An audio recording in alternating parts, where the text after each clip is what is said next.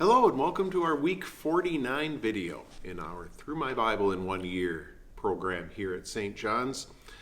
You had read excerpts of all sorts of different books this past week, and we're going to focus specifically on those chapters from Ezra that you read concerning the people starting to rebuild the temple in Jerusalem.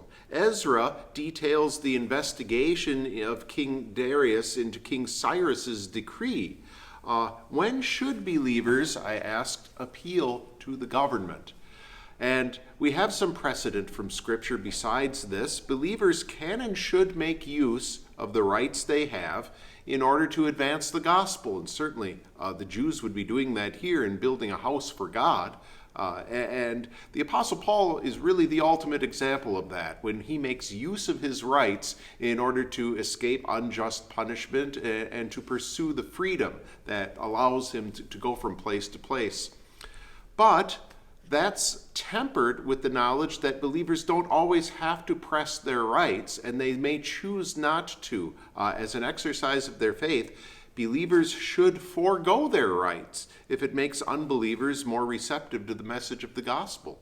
And again, the Apostle Paul is really the ultimate example of that, as he did not press his rights as a Roman citizen all the time. He allowed himself to stay incarcerated sometimes because he knew that that would be best for the gospel. He would be able to reach the governors, the kings, the people who were holding him as a prisoner. He would be able to proclaim the message of the gospel to them.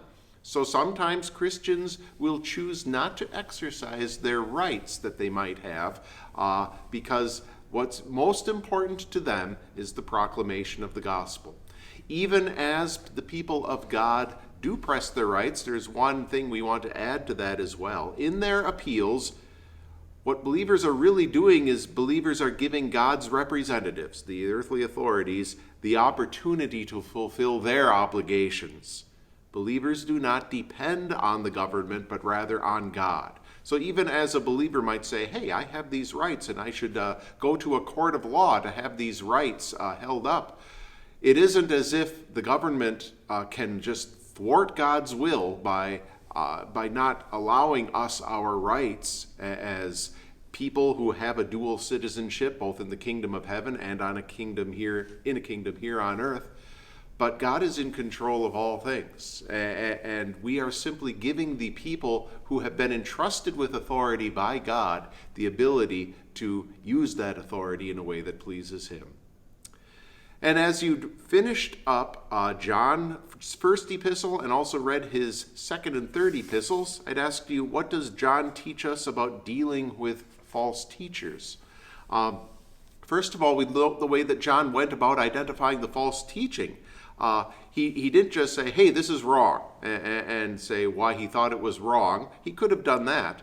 But what was most troubling to John about the false teaching was how that false teaching robbed Christ of his glory. And that's how he went about identifying both the nature and the danger of a particular false teaching. Secondly, we do want to draw a distinction between the false teacher and the ones who are entrapped by false teaching. We don't treat them the same. The one who continually teaches false teaching after they have been told what the truth is, well, you deal differently with them than you do the person who listens to their teaching. You deal much more gently with the people caught in the trap of false teaching than the teacher themselves. And when it comes to that, then the third point would be you avoid the false teacher. You have nothing to do with their false teaching. You don't support their work. You don't support their ministry. The one who is entrapped by the false teaching, though, you patiently instruct, knowing that it may take some time for them to understand where the false teaching is, where the distinction is, and you deal patiently and lovingly with them. As you continue to move through a bunch of books of the Old Testament, you will finish up the book of Esther. You had done the first 6 chapters up to this point, and you'll finish up Esther chapters 7 through 10. And just consider the book of Esther as a whole and ask yourself, what details of the book of Esther do you find surprising? I'll bring up a few of them next week that I found a little bit surprising. And then as you move through Revelation, you've covered Revelation chapters 1 and 2, and as you get past chapter 3, the final section of letters to the churches, then you have that rather challenging section, the rest of Revelation, with the visions that begins in chapter 4. And you'll be going through the vision of the 7 trumpets.